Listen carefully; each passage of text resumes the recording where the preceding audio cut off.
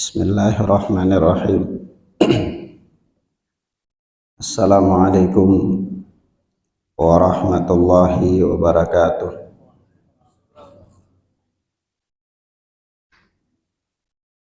Alhamdulillahilladzi hadana lil Islam wa manna alaina bih wa akhrajana fi khairi ummatin fanas'aluhu at-taufiqa lima yuhibbu wa yarda wal hifdha mimma yakrahu wa yaskhad. Fanusalli wa nusallimu ala habibina wa sayyidina Muhammad ibn Abdillah wa ala alihi wa ashabihi wa man sara ala nahjihi ila yaumil qiyamah. Amma ba'd. Akhwanna fid din, a'azzani Allahu wa iyyakum. Kita lanjutkan pelajaran kita dengan kitab Syarhus Sunnah oleh Al-Imam Abu Muhammad Al-Hasan bin Ali bin Khalaf Al-Barbahari rahimana wa rahimahullah, seorang imam yang wafat pada tahun 329 Hijriyah. Kita masuk pada kalimat beliau yang berikutnya. Kalau dicetakan anak ini kalimat atau bait kalimat yang ke-39. Di buku antum ada yang sama, ada juga yang berbeda, ya. Kata beliau, wa'lam anna dunya daru imanin wa islam. Ketahuilah bahwa dunia ini adalah daru iman wa islam. Wa ummatu Muhammadin sallallahu alaihi wasallam fiha mu'minuna muslimuna fi ahkamihim wa mawarithihim wa dhabaihihim wa salati alaihim. Dan umat Muhammad sallallahu alaihi wasallam di dalam dunia ini mereka adalah mukminuna muslimun, orang-orang mukmin, orang-orang muslim, fi ahkamihim, dalam hukum-hukum mereka, wa mawarithihim, dan di dalam warisan-warisan mereka, wa dhabaihihim, dan di dalam sembelihan-sembelihan mereka, wa salati alaihim, dan sahnya atau bolehnya mensolati mereka. Ini ada sebagian manuskrip itu ada beda cetakan, jadi ada tambahan kata, ya. Dan mudah-mudahan punya antum sama, ya, sama. Nah, wala nashhadu, ini kalau di sini wala nashhadu, kalau di sebagian cetakan mungkin lain, ya. Ada beberapa manuskrip memang yang ada beda beberapa kata. Tapi kata beliau, wala nashhadu li ahadin bihaqiqatil iman hatta yati bi jami'i syara'i'il Islam. Dan kita tidak mengklaim kepada seorang pun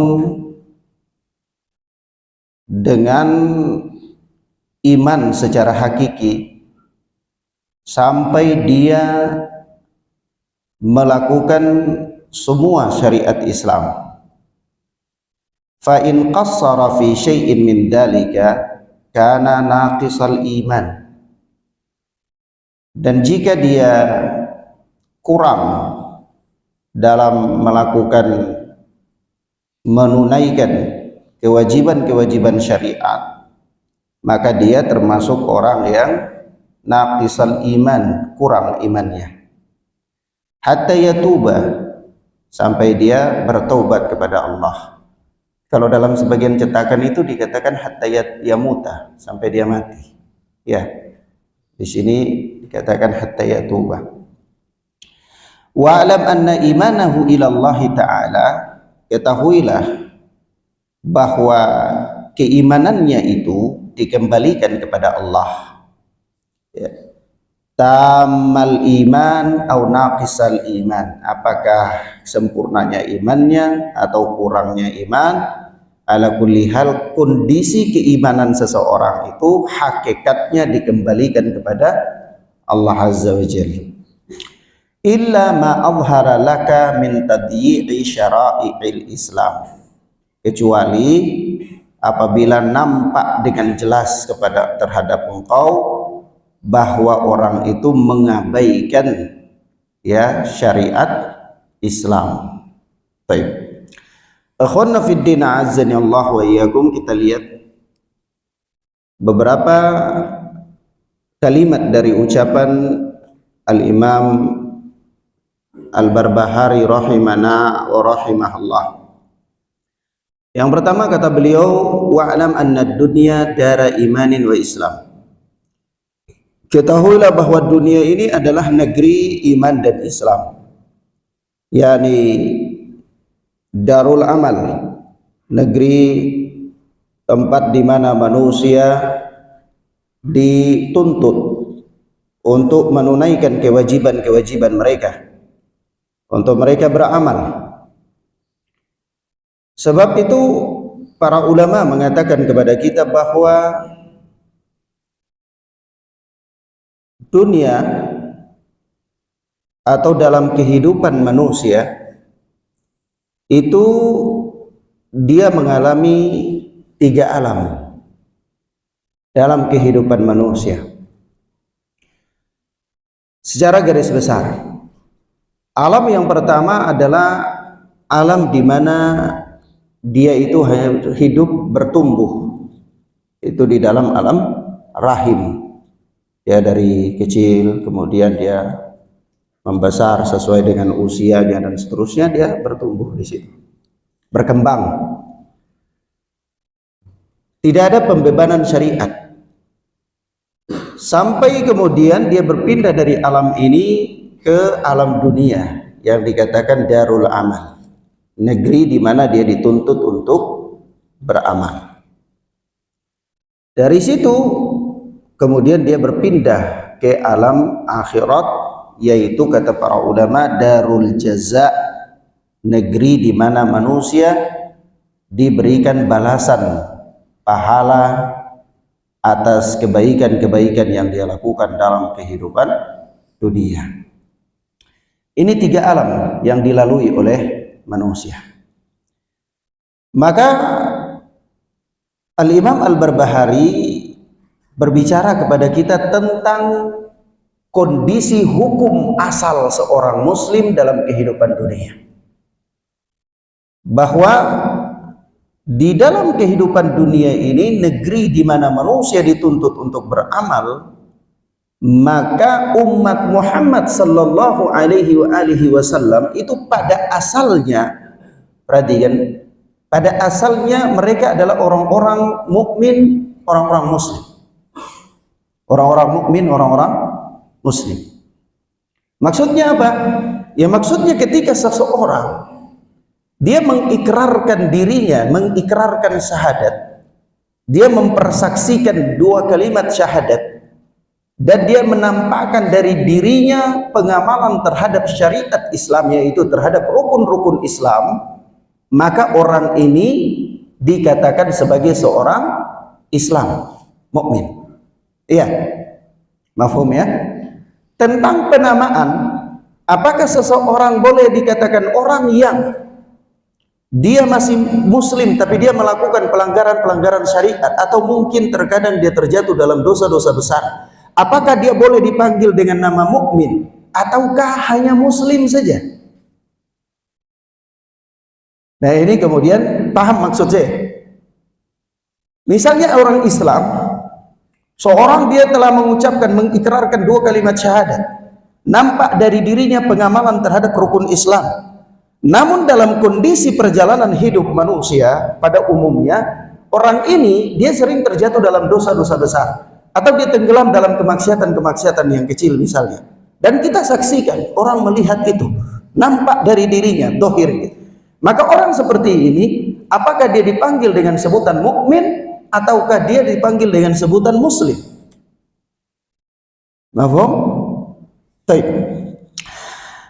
Namun kemudian ikhwan, para ulama dalam orang seperti ini mempunyai 3 pendapat.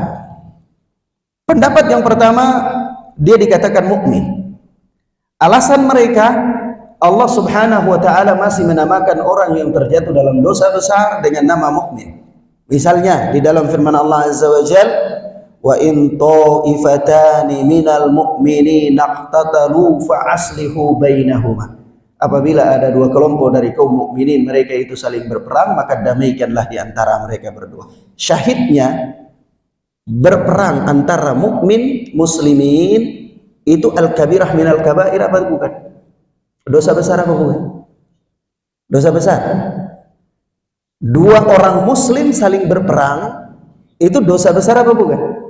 Dosa besar. Allah menamakan mereka dengan mukmin apa bukan? Mukmin. Wa in ta'ifatani minal mu'minin. Baik. Paham ya? Tapi ini alasan yang pertama. Alasan yang kedua adalah dalam sebahagian nusus, nas-nas, Rasulullah sallallahu alaihi wasallam masih menyebutkan orang-orang yang terjatuh dalam dosa besar dengan sebutan mukmin. Pendapat yang kedua, mereka mengatakan bahwa orang-orang ini mereka dikatakan orang mukmin yang naqisul iman. Orang mukmin yang apa? Naqisul iman, yang kurang keimanannya. Nah, ini sudah jelas ketika kita membahas tentang nas-nas yang menunjukkan bahwa iman itu bertambah dan berkurang, ya, maka mereka juga masih dinamakan seorang mukmin yang kurang imannya. Nah, karena orang mukmin ketika dia terjatuh dalam kemaksiatan, kita tidak mengatakan bahwa orang ini tamul iman, sempurna keimanannya, tidak. Dan kita juga tidak mengatakan bahwa dia itu murtad, dia itu kafir. Ya, tapi kita katakan bahwa dia itu orang mukmin yang naqisul iman, yang kurang imannya. Yang ketiga, mereka mengatakan orang-orang ini dinamakan dengan muslim. Dinamakan dengan muslim. Nasnya banyak diantaranya. Diantaranya ketika Rasulullah sallallahu alaihi wasallam disebutkan ya kepada beliau tentang seseorang, ya, di mana seorang berkata kepada Rasulullah, ati fulanan fa innahu mu'min. Ya Rasulullah, berikanlah si fulan ini, ya, karena dia ini seorang mukmin. Apa kata Nabi sallallahu alaihi wasallam? Au muslim, ataukah dia muslim? Dia katakan lagi orang itu, ati fulanan fa innahu mu'min, berikan dia karena dia ini mukmin. Kata Nabi, au muslim, dia muslim. Jadi Nabi sallallahu alaihi wasallam tidak mengikuti ucapan sahabat yang mengatakan fa innahu mu'min, tapi Nabi mengatakan apa? Au muslim. Nah, apa yang diinginkan oleh Nabi sallallahu alaihi wasallam di situ? Yang Nabi inginkan bahwa tidak ada jaminan bahwa orang ini adalah orang yang tamul iman, yang sempurna keimanannya. Sehingga Nabi tidak menyetujui ucapan sahabat yang mengatakan dia mukmin, tetapi Nabi sallallahu alaihi wasallam mengalihkan sahabat ini bahwa orang ini muslim. Paham ya ikhwan? Dalam pengertian dia orang mukmin yang naqisul iman. Begitu pula ketika orang-orang Arab Badui, ya, mereka datang kepada Nabi sallallahu alaihi wasallam, lalu mereka mengatakan amanna, kami beriman. itu dilarang ya. Maka katakanlah kami berislam. Ya. Nah, ala kulli hal ya ikhwan, a'azzani Allah wa iyyakum, Asy-Syaikh Abdul Aziz itu pernah beliau memberikan penjelasan di dalam syarah Aqidah Ashabul Hadis oleh Al-Imam As-Sabuni. Kata beliau, ala kulli hal, 3 pendapat di antara para ulama ini tiga-tiganya benar. Kenapa tiga-tiganya benar? Karena masing-masing melihat dari satu sisi. Masing-masing melihat dari satu sisi. Kalau melihat dari sisi keimanan ada pada diri seseorang atau tidak orang yang melakukan dosa besar, maka selama dia tidak melakukan hal-hal yang mengeluarkan dia dari Islam, maka dia masih tetap dikatakan seorang mukmin yang kurang imannya. Ya. Tapi kalau dilihat dari kesempurnaan orang ini, kita mengklaim dia bahwa dia seorang mukmin yang sempurna keimanannya, maka ini dilarang di dalam agama sehingga dia dikatakan muslim. Paham ya? Paham ya, ikhwan? Paham maksud Anda? Nah, maka dengan demikian Al-Imam Al-Barbahari memberikan penjelasan kepada kita bahwa umat Muhammad sallallahu alaihi wasallam dalam kehidupan dunia ini secara asal hukum mereka, warisan-warisan mereka, sembelihan-sembelihan mereka itu hukumnya adalah hukum seorang muslim dan juga hukum seorang mukmin. Paham ya? Baik. Itu asal. Dalam posisi tertentu mereka bisa keluar dari hukum asal. Karena kalau kita bicara tentang hukum asal, maka dalam kondisi tertentu ada kondisi-kondisi tertentu yang seseorang itu keluar dari hukum asal. Iya. Nah, kemudian kata beliau, karena mereka secara dohir yang menampakkan keislamannya, maka hukum asal mereka adalah seorang muslim dalam hukum, dalam warisan, dalam sembelihan mereka halal dan seterusnya, maka wassalati alaihim, salat atas mereka juga adalah disyariatkan.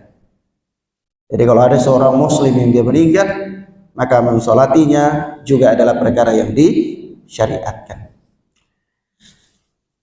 Di dalam bab ini para ulama memberikan suatu pembahasan bab salat terhadap seorang muslim. Salat, mensolati jenazah seorang muslim. Apakah setiap orang yang masih melekat pada dirinya jabatan atau status sebagai seorang muslim dengan kekurangan-kekurangan keimanan yang ada padanya atau kesempurnaan keimanan yang ada padanya wajib atau harus disolati, atau ada orang-orang tertentu yang tidak dianjurkan untuk disolati? Ini pertama, ya, dari sisi sang mayit. Kemudian yang kedua, dari sisi orang yang mensolati. Apakah setiap orang muslim disyariatkan untuk mensolati jenazah, atau ada orang-orang tertentu yang dianjurkan untuk tidak mensolati jenazah tertentu? Paham ya, ikhwan? Baik. Maka kita katakan untuk permasalahan ini, kalau kita membuka kitab-kitab fikih, maka dianjurkan, disebutkan oleh para ulama bahwa yang pertama, bagi orang-orang yang wafat, meninggal dalam keadaan melakukan dosa-dosa besar dan mereka tidak bertaubat darinya, maka jenazah mereka ini ada orang-orang tertentu yang tidak dianjurkan untuk mensolatinya. Ada orang-orang tertentu yang tidak dianjurkan untuk mensolati. Tapi kaum muslimin secara umum disyariatkan untuk mensolati, karena itu adalah hak sang mayit. Tapi bagi orang tertentu dianjurkan untuk tidak mensolati jenazah yang demikian ini. Siapa mereka? Mereka itu adalah para tokoh, para alim, ya orang-orang yang dianggap di tempat tersebut sebagai tokoh, orang-orang yang dianggap di tempat tersebut sebagai seorang alim, seorang apa yang mempunyai posisi yang penting di tempat tersebut, dianjurkan bagi dia untuk tidak mensolati jenazah orang yang wafat dalam keadaan melakukan dosa besar. Kenapa?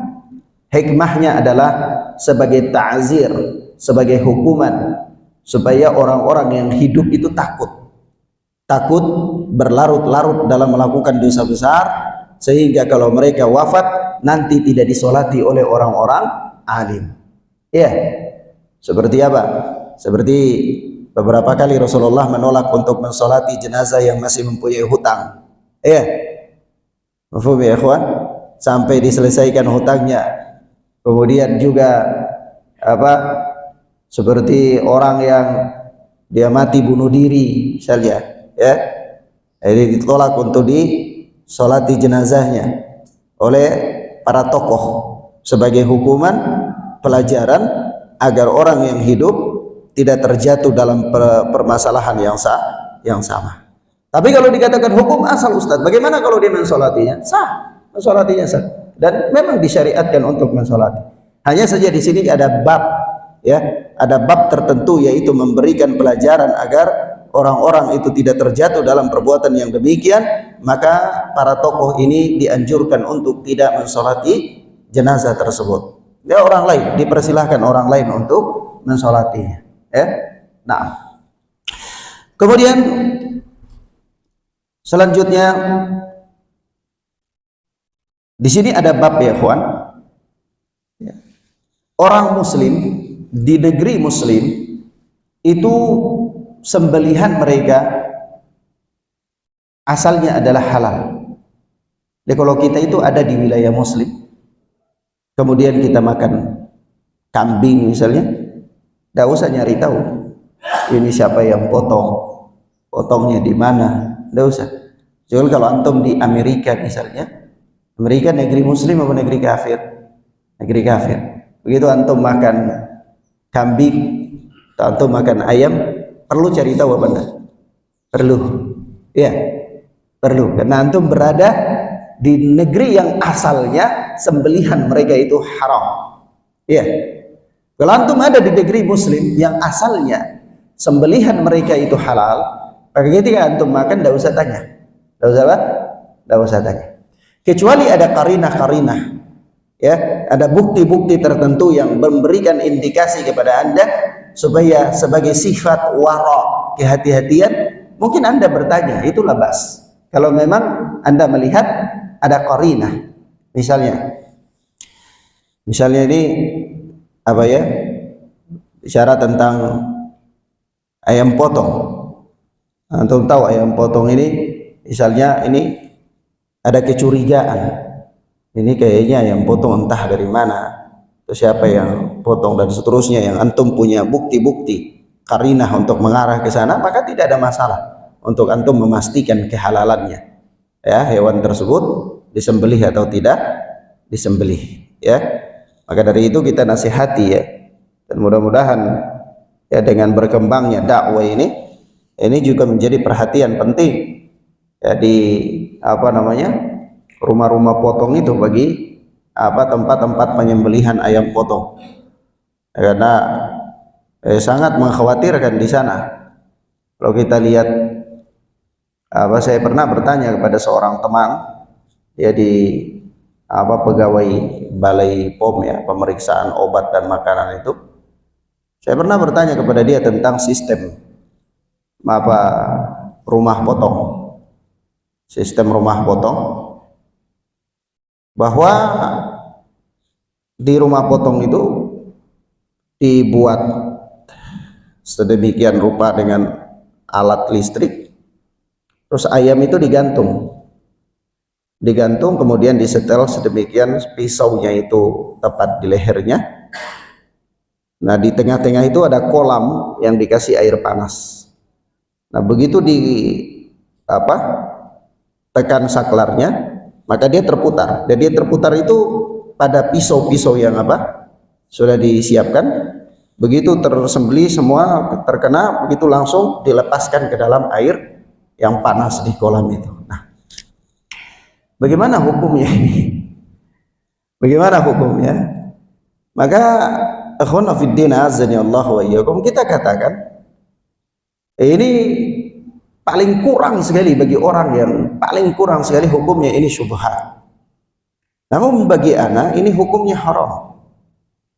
Kenapa hukumnya haram? Bukan permasalahannya di tempat potong itu, tapi terkadang ada kemungkinan ayam itu begitu dipotong mungkin tidak kenal pas, atau mungkin begitu kena dia belum mati dibuang ke dalam air panas, akhirnya dia mati di sana. Jadi matinya karena sembelihan atau matinya karena tenggelam? Matinya karena tenggelam. Kalau mati karena tenggelam itu bangkai apa bukan? Bangkai. Sebab itu di dalam hukum berburu, kalau antum belajar masalah fikih, orang melepaskan anjing buruan dengan mengucapkan bismillah. Itu begitu antum dapati anjing buruan itu dengan hewan buruannya, dia dapat rusa misalnya, antum kejar lama 1 jam, kemudian antum dapati hewan itu sudah mati di samping dia, tidak ada hewan lain kecuali hanya hewan buruan yang antum lepaskan dengan baca bismillah. Iya, paham? Rusa ini dimakan apa tidak? Dimakan. Ya. Tapi begitu antum dapati hewan ini sudah mati, dan di samping dia ada hewan buruan yang lain, bukan yang antum lepaskan dengan baca bismillah sendiri, tapi ada hewan-hewan yang lain, maka ini dimakan apa tidak? Tidak dimakan. Kenapa? Ada kemungkinan hewan ini dibunuh bukan oleh hewan yang antum lepaskan dengan baca bismillah. Itu problem pertama. Problem kedua, begitu antum lepas itu anjing buruan misalnya dengan mengucapkan bismillah, dia kejar ini hewan sampai di suatu tempat, antum kejar itu setengah jam, antum dapati hewan itu sudah mati. Tapi ini hewan rusa misalnya ada di dalam air, sementara anjing buruan antum ada di daratan. Dan dia sudah mati, ada di dalam air. Hewan ini dimakan apa tidak? Tidak dimakan. Kenapa? Ada kemungkinan dia mati karena tenggelam. Paham ikhwan? Mafhum ya? Maka ini dalam persoalan fikih kembali kepada ayam potong tadi. Makanya dari itu lebih selamat ya makan ayam lokal. Ya apa? Kita tahu bagaimana sistem penyembelihannya. Ini kembali kepada hukum yang disebutkan oleh Syekh di sini, bahwasanya wa ummatu Muhammadin fiha mu'minuna muslimuna fi ahkamihim wa mawarithihim wa dhabaihim wa salati alaihim. Orang-orang muslim di negeri muslim yang mereka menampakkan keislamannya, sembelihan mereka jelas ya, sembelihan mereka itu apa hukumnya adalah hukum sebagai sembelihan seorang muslim, yaitu halal. Cabang dari masalah ini yang kita katakan tadi, apabila ada qarinah yang memberikan indikasi kepada Anda supaya harus mengetahui dengan jelas bagaimana status sembelihan tersebut. Ya, mafhum ya ikhwan? Baik. Kemudian kata beliau, wa in qassara fi syai'in min dzalika kana naqisal iman hatta yatub. Dan kalau dia itu tidak sempurna dalam melakukan kewajiban-kewajiban syariat, maka naqisal iman. Kita katakan orang ini tetap muslim yang kurang keimanannya, kita tidak keluarkan dia dari bingkai sebagai seorang muslim ya sampai dia bertobat. Kalau dia bertobat ya kembali lagi keimanannya ke keimanan yang sempurna.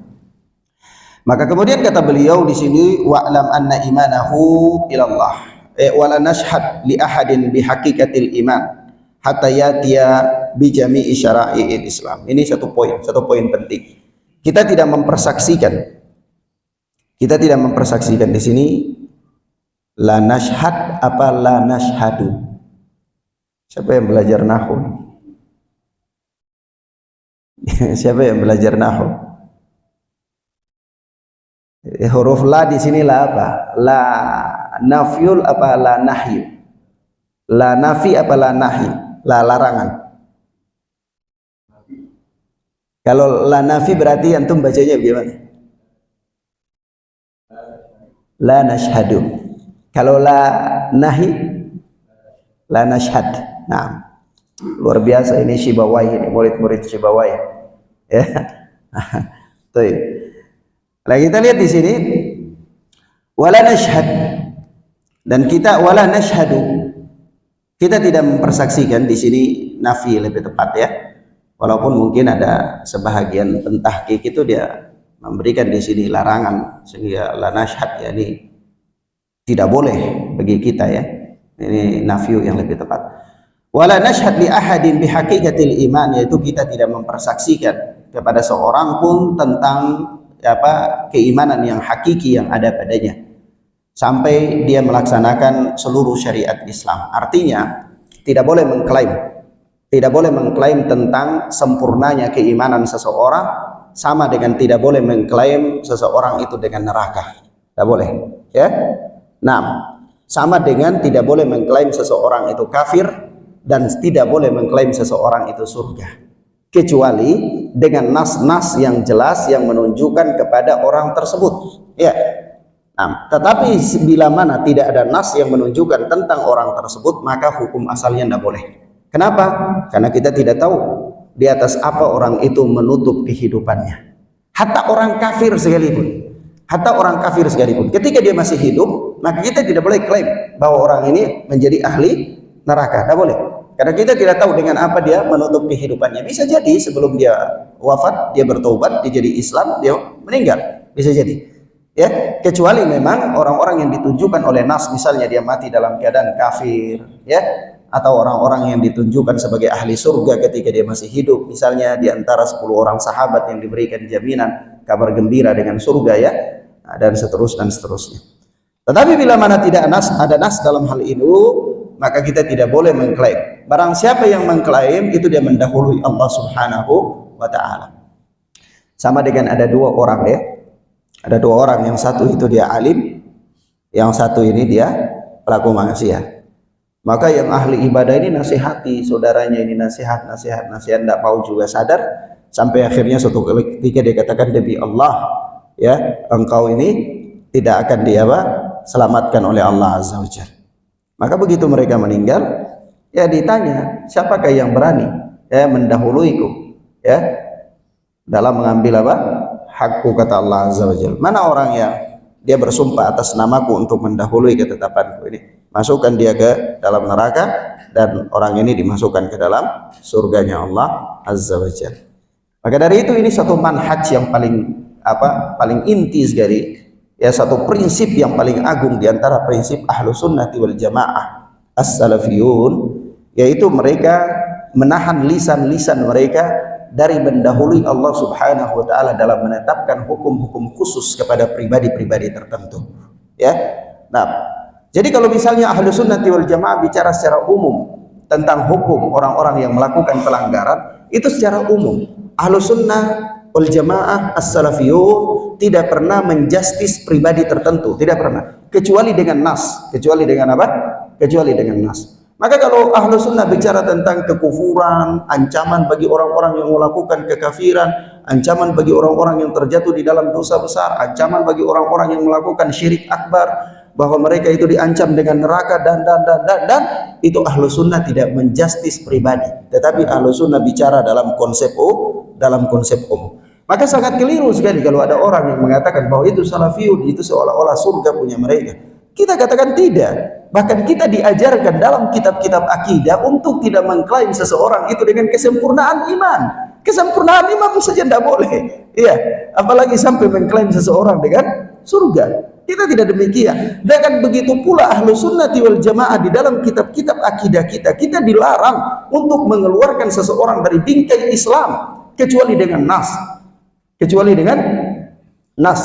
Maka kalau mereka mengatakan salafiyun itu seolah-olah gampang sekali mengkafirkan orang, gampang sekali menunjuk seseorang itu neraka, menunjuk seseorang surga, maka kita katakan Anda boleh cari di dalam kitab akidah ahlu sunnah wal jamaah as-salafiyun, mulai dari kitab yang paling kecil yang ditulis oleh para ulama kontemporer sampai kitab-kitab yang paling besar yang ditulis oleh ulama-ulama terdahulu, antum tidak akan mendapatkan akidah ahlu sunnah yang demikian. Bahkan antum akan mendapatkan peringatan-peringatan keras di sana daripada menunjuk hidung seseorang dengan surga atau neraka.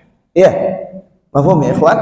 Nah, kemudian ikhwan fiddin azani Allah wa iyyakum, di sini prinsip lagi kata beliau, wa'lam anna imanahu ila Allah taala. Ketahuilah bahwa kesempurnaannya keimanan seseorang itu dikembalikan kepada Allah. Jadi begini ya kawan, kita sebagai seorang muslim itu jangan mengambil hak Allah. Dalam pengertian, jangan kita memposisikan diri kita itu sebagai seorang hakim. Jangan kita memposisikan diri kita sebagai seorang hakim yang berhak memutuskan dengan pasti bahwa ini demikian dan ini demikian. Kalau sudah masuk dalam urusan keimanan seseorang, masuk dalam urusan keislaman seseorang. Dan begitu pula masuk di dalam hukum-hukum yang tidak berkaitan dengan kewajiban kita. Misal, ada orang, ini prinsip yang ana sampaikan, ini bukan hanya dalam masalah akidah, tapi dalam masalah hukum juga begitu. Dalam masalah-masalah fikih, misalnya begini. Anda menjadi makmum di belakang seorang imam. Imam itu sholatnya kurang sempurna, tapi sah. Lalu antum sibuk protes ini imam. Antum tidak mau sholat di belakang dia misalnya. Tidak mau sholat di belakang dia karena menurut antum dia ini kurang sempurna sholatnya. Antum pingin yang sempurna. Sehingga antum tidak sholat, antum sholat sendirian katakanlah di rumah misalnya. Maka sikap ini benar apa salah?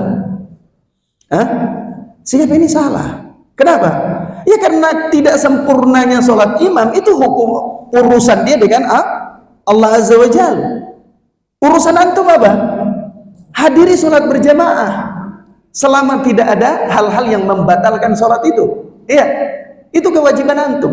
Jadi antum yang urus itu kewajiban antum. Jangan urus kewajiban orang lain. Kewajiban orang lain itu urusan dia dengan Allah Azza wa Jalla. Mafhum ya ikhwan? Ini satu bab. Bab yang lain, misalnya di dalam rumah tangga, ada seorang istri bangkang terhadap suaminya gara-gara suaminya mungkin bermaksiat. Ya, ada misalnya suaminya itu maksiat. Atau suaminya kadang-kadang nonton bola, ini lagi musim bola ya, sampai tengah malam kadang-kadang. Ya ini istrinya tidak mau, istrinya ini karena sudah ngaji, sudah enak, tidak mau suaminya sia-siakan waktunya kayak gitu, tidak mau. Tapi ini suami karena hobi ya, namanya ada orang hobi itu macam-macam ya. Nah ini nonton bola sampai tengah malam, akhirnya istrinya marah, istrinya tidak mau taat kepada suami. Suami saya maksiat Ustaz. Apa maksiatnya? Demikian. Benar apa enggak suaminya maksiat? Ya benar suaminya maksiat. Tapi begitu istrinya tidak mau menaati suaminya karena suaminya melakukan kemaksiatan, ini benar apa salah? Salah. Kenapa? Istrinya bukan hakim, bukan malaikat pencatat amal pahala dan dosa. Ya kewajiban istrinya adalah menaati suaminya. Adapun kemaksiatan suaminya itu urusan dia dengan Allah Azza wa Jalla. Jadi jangan campur aduk. Paham ya, ikhwan? Mafhum ya? Nah, di sini juga begitu. Maka urusan keimanan seseorang, sempurna atau tidaknya urusan keimanan seseorang itu bukan tanggung jawab Anda. Anda bukan malaikat pencatat iman amal kebaikan manusia, tapi urusan Anda adalah beribadah kepada Allah sesuai dengan melaksanakan kewajiban-kewajiban Anda. Sempurna atau tidaknya keimanan seseorang itu ilallah ya azza wajalla, dikembalikan kepada Allah Subhanahu wa taala. Paham ya, ikhwan? Baik. Kemudian kapan itu dia keluar dari hukum asal ini? Kapan dia keluar dari hukum asal ini? Apabila illa ma adhara laka min tadyi'i syara'i'il Islam. Kecuali apabila nampak dari orang itu dengan jelas dia meninggalkan, mengabaikan syariat-syariat Islam. Nah, itu artinya ada qarinah. Ada apa? Ada qarinah. Mafhum ya, ikhwan? Baik. Maka ikhwana fid din azani Allah wa iyyakum, ini beberapa hal yang ya bisa kita sampaikan pada kesempatan yang mubarakah ini. Terakhir kita katakan ya ikhwan, di dalam bab ini bab yang luar biasa sekali ya, illa ma athara laka min tadyi'i syara'i'il Islam ini, kecuali apabila nampak dengan jelas kepada engkau bahwa orang itu dia menyia-nyiakan syariat Islam. Ini nanti masuk di dalam hukum udzur bil jahal. Masuk dalam hukum apa? Udzur bil jahal. Kalau ini kita bahas memang agak panjang, cuman anak bacakan keterangan Syekh Shalih Fauzan saja kepada antum berkaitan dengan udzur bil jahal ini supaya antum paham apa memang ada udzur bil jahal apa enggak. Masalah yang diributkan oleh para penuntut ilmu di akhir-akhir ini ya. Baik.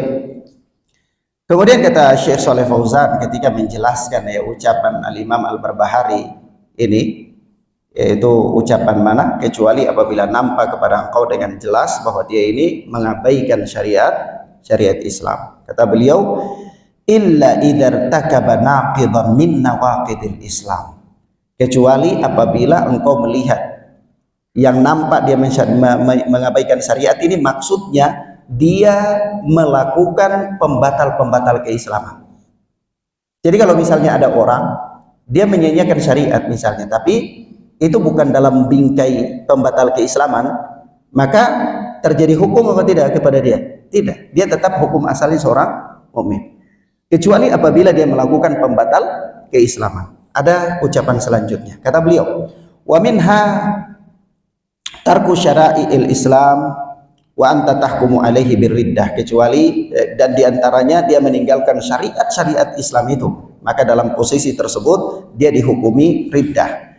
Kama idza taraka shalah muta'ammidan, sebagaimana dia meninggalkan salat dengan sengaja, au idza takallama bi kalamin kufrin kasabbillahi wa sabbir rasul, atau dia berucap dengan kalimat-kalimat kekufuran seperti mencaci Allah, mencaci Rasul, au sabbi dinil Islam, atau dia mencaci agama Islam, fa anta tahkumu alaihi biriddah, maka engkau boleh menghukuminya dengan apa? Kemurtadan, bima dhahara minha, dengan apa yang nampak darinya daripada pembatal-pembatal keislaman itu. Namun kata beliau, faman adhara naqidan min nawaqidil Islam ma'a zawalil udri wa zawalil mawani' wa hal huwa muta'awwilun aw hal huwa muqallidun hal huwa jahilun hal huwa ghadban fala yahkumu alaihi birridda ma'a hadhil mawani. Nah ini kata beliau, maka barang siapa yang ternampak dari dia itu pembatal-pembatal keislaman,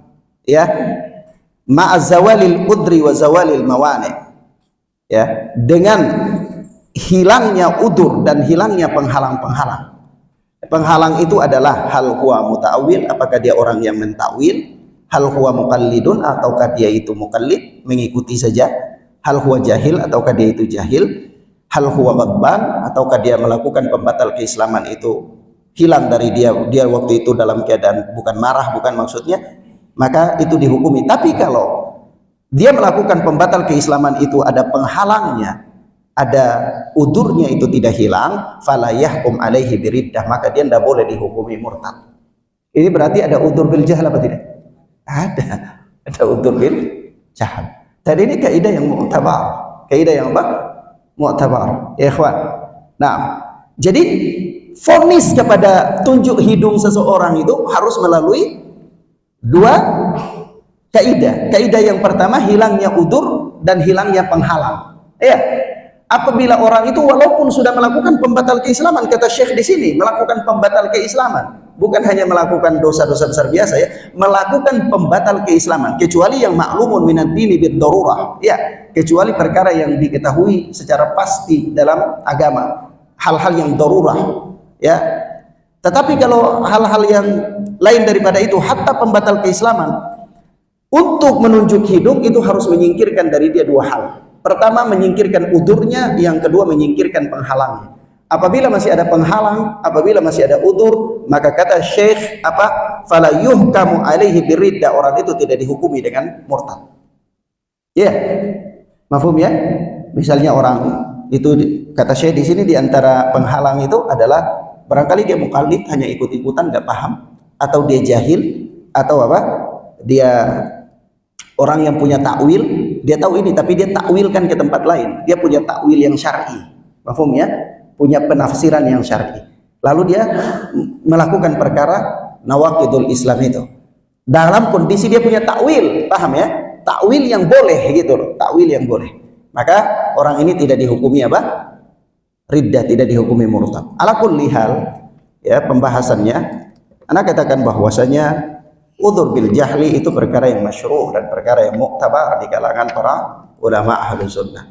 Namun kemudian muncul anak-anak ingusan di zaman sekarang ini, ya, dengan modal apa namanya bisa baca kitab, belajarnya ndak duduk di guru sampai tamat, datang dengan pemikiran-pemikiran yang mengacaukan akidah yang sudah paten di dalam akidah ahlus sunnah wal jamaah. Maka dari itu di zaman sekarang ini belajar itu harus dengan guru. Belajar harus dengan apa ya, kawan? Dengan guru. Harus duduk di hadapan guru, mendengarkan penjelasan-penjelasan guru. Jangan antum bisa karena bisa baca kitab kemudian jadi mufti, tidak boleh. Ya, jadi mufti Bekasi, jadi mufti Jakarta, tidak boleh. Ya, nah, nanti Allah Subhanahu Wa Taala hinakan antum karena terhinanya lisan antum dalam ya, mengeluarkan qaul-qaul yang keluar daripada pendapat-pendapat yang mu'tabar di kalangan para a'immah. Ya, nah, wallahu taala a'lam bis-shawab. Ya ikhwana fid din, azani Allah wa iyyakum. Subhanakallahumma bihamdika asyhadu an la ilaha illa anta astaghfiruka wa atubu ilaik. Wassalamualaikum warahmatullahi wabarakatuh.